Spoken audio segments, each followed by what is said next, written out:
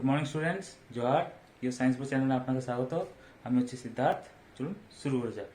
আজকের ভিডিওটি অর্গানিক কম্পাউন্ডের নমেনক্লেচারকে নিয়ে। তো চ্যানেল নতুন হলে প্লিজ সাবস্ক্রাইব করুন আর ভিডিওটি শেষ পর্যন্ত দেখুন। চলুন। বেসিক অর্গানিক কেমিস্ট্রির প্রথম পর্বে আমরা দেখে নেব আইউপ্যাক পদ্ধতিতে অ্যালকেনের নামকরণ কী করে করা যায়।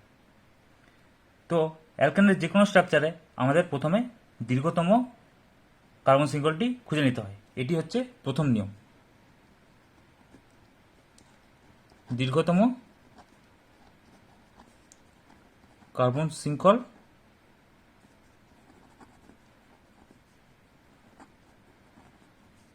নিয়ম। তো আমাদেরকে প্রথমে দীর্ঘতম কার্বন শৃঙ্খলটা খুঁজে নিতে হয়। তো আমরা দীর্ঘতম কার্বন শৃঙ্খলকে মুখ্য শৃঙ্খল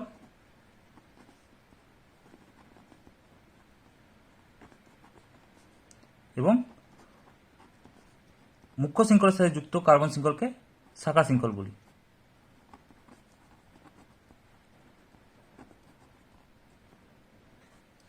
এবার এই মুখ্য শৃঙ্খল আর শাখা শৃঙ্খল খোঁজার জন্য আমরা একটা উদাহরণ নিই।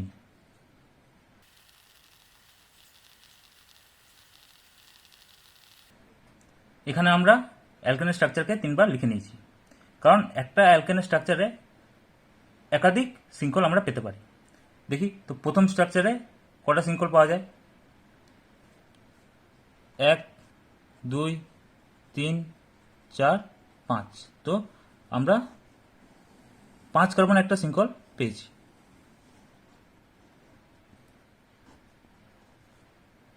পাঁচ কার্বনের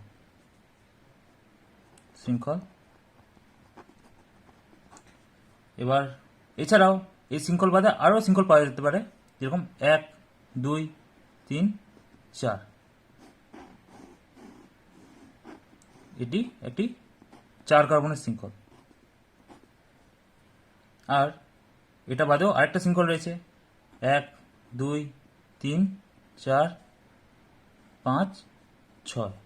তো এটি সবচেয়ে দীর্ঘতম শৃঙ্খল এই স্ট্রাকচারে। তো আমরা আইউপ্যাকের দীর্ঘতম কার্বন শৃঙ্খলের নিয়ম অনুযায়ী একে, যেটা হচ্ছে 6 কার্বন বিশিষ্ট, মুখ্য শৃঙ্খল বলব। আর বাকিগুলো মুখ্য শৃঙ্খল হবে না। তো এই মুখ্য শৃঙ্খলের সাথে যুক্ত কার্বন শৃঙ্খলকে আমরা শাখা বলব। তো অ্যালকেনের স্ট্রাকচারে মুখ্য শৃঙ্খল সবসময় আনুভূমিক থাকবে এরকম কোনো বাধ্যতামূলক নেই। তাই আমরা সবসময় অ্যালকেনের স্ট্রাকচারকে সবসময় মুখ্য শৃঙ্খলকে আনুভূমিকভাবে সাজিয়ে নেব। তো এই স্ট্রাকচারকে সাজিয়ে নিলে আমরা পাবো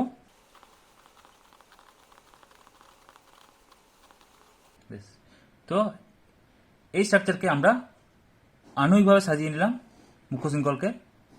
তো যে শাখা শৃঙ্খল আছে ওটা আমরা নিচে যুক্ত দেখতে পাচ্ছি। নিচেও যুক্ত হতে পারে বা উপরেও যদি একাধিক থাকে। তো সবসময় আমরা মুখ্য কার্বন শৃঙ্খলকে আনুভাবে সাজিয়ে নেব। তো দীর্ঘতম কার্বন শৃঙ্খলকে পাওয়ার পরেই মুখ্য শৃঙ্খলকে আমরা আনুভাবে সাজিয়ে নেব।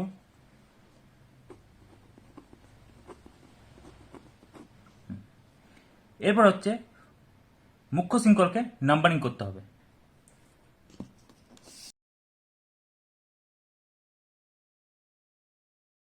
তো 2 নম্বর নিয়ম হচ্ছে ছোট সংখ্যার নিয়ম।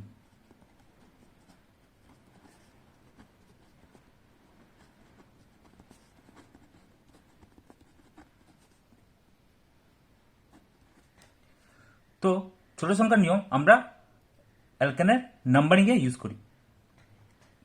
তো অ্যালকেনের নাম্বারিং আমরা দেখব মুক্ত শৃঙ্খলকে আমরা দুদিক দিয়ে নাম্বারিং করতে পারি। তো ওর মধ্যে একটা মাত্র নাম্বারিং আমরা স্বীকৃতি দেব, যেটা হবে সব থেকে ছোট সংখ্যার। যেমন উদাহরণ নিই। তার আগে আমরা জেনে নেব যে লোকেটেন্ট কি। লোকেটেন্ট হচ্ছে যে কোনো পার্শ্ব শৃঙ্খলের অবস্থান।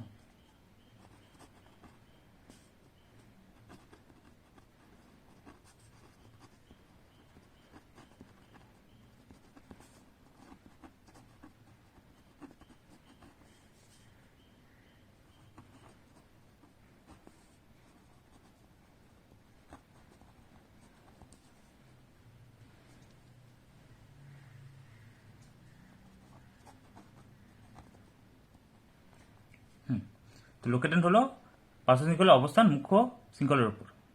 এবার এই লোকেটেন্টটা বোঝার জন্য আমরা উদাহরণ নিই।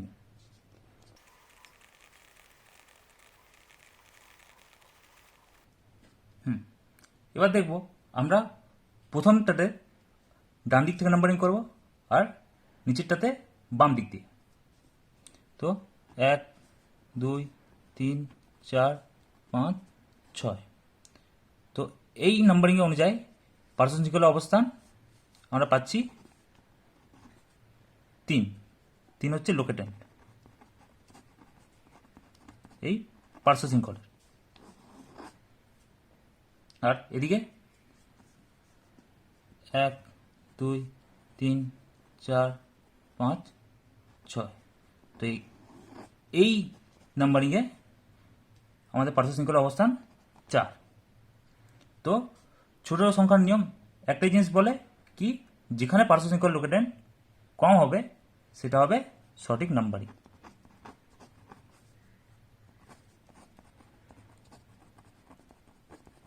তো আইপ্যাকে এই নাম্বারিংটা ঠিক হবে, এটা ভুল।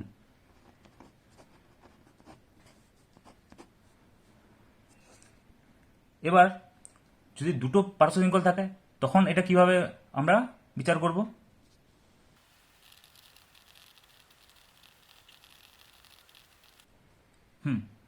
তো এই স্ট্রাকচারে দীর্ঘতম কার্বন শৃঙ্খল আগের থেকেই আনুভূমিক আছে, আর এখানে দুটো পার্শ্ব শৃঙ্খল রয়েছে আমরা দেখতে পাচ্ছি। তো এবার আমরা উপরটাতে ডান দিক থেকে নাম্বারিং করছি 1 2 3 4 5 6, আর নিচেরটাতে বাম দিক থেকে 1 2 3 4 5 6। তো এবার এখানে লোকেটেন্টের সেটগুলো লিখি।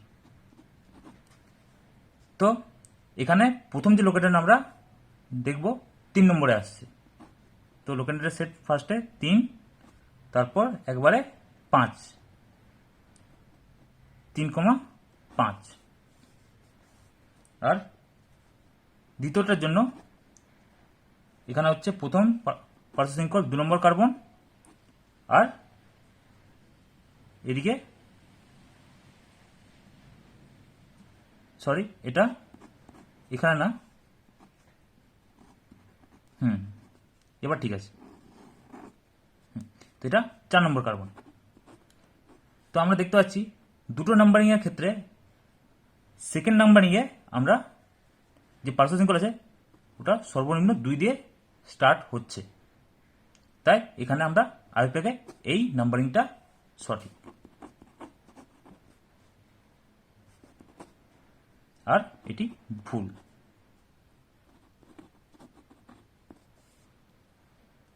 তো আমরা আরেকটা উদাহরণ দেখে নেব যেখানে 3টে পার্শ্ব শৃঙ্খল আছে।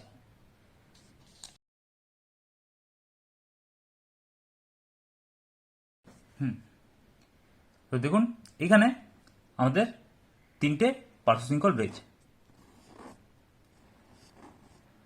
তাহলে সেম আমি আরেকটা একই রকম বানিয়ে নিই।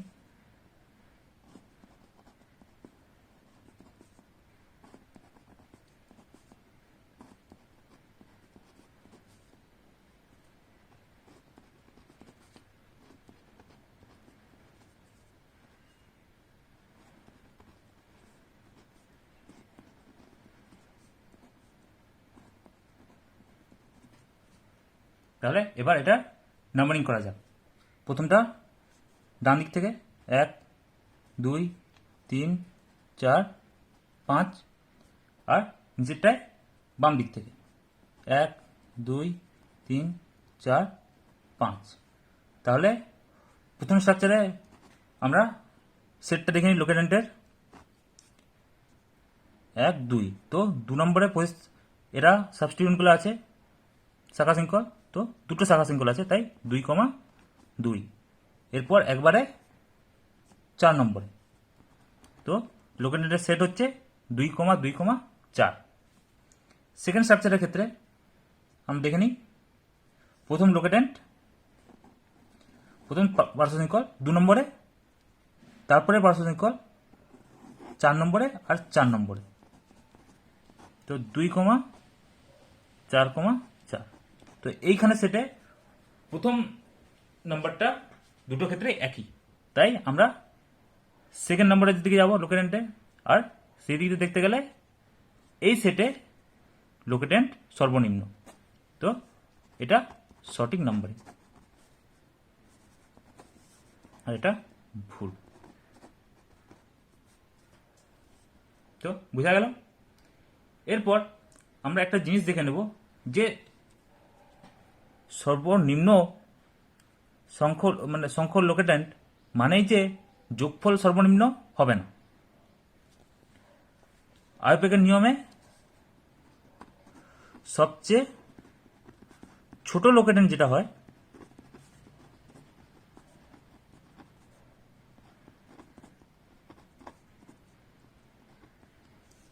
সবসময় তাদের যোগফল সর্বনিম্ন হবে না।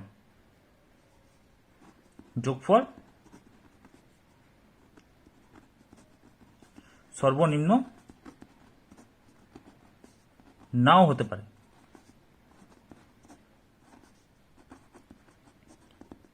এটা হওয়ার চান্স রয়েছে। তাহলে দেখে নেওয়া যাক একটা স্ট্রাকচার দিয়ে।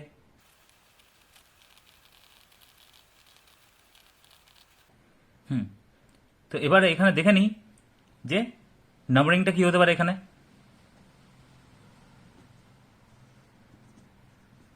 3, 4, 5, 6, 7, 8, 9, 10। তো ডান থেকে নাম্বারিং করলে উপরের মতো, আর বাম দিক থেকে করা হয় 1, 2,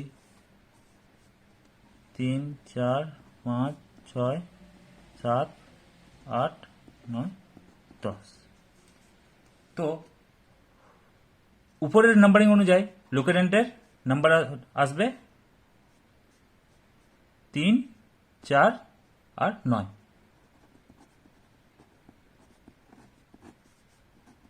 যাদের যোগফল হচ্ছে 16। আর নিচের নাম্বারিং দিয়ে লোকেটেন্ট হচ্ছে 2, 7 আর 8।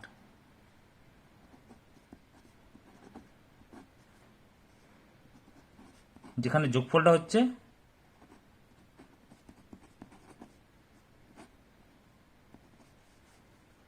17।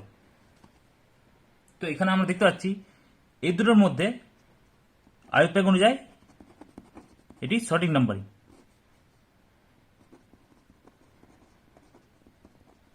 কিন্তু যার যোগফল সর্বনিম্ন নয়। ব্যাস। তো এখানে আমরা প্রথমে শিখলাম যে দীর্ঘতম কার্বন শিকড় কীভাবে খুঁজতে হয় আর কীভাবে সর্বনিম্ন লোকেটেন্টটাকে ইউজ করা যেতে পারে ওর নাম্বারিংয়ের জন্য। তো আপনাকে যদি এই ভিডিওটা ভালো লাগে তো প্লিজ লাইক করুন, সাবস্ক্রাইব করুন আর পরবর্তী ভিডিওর জন্য অপেক্ষা করুন।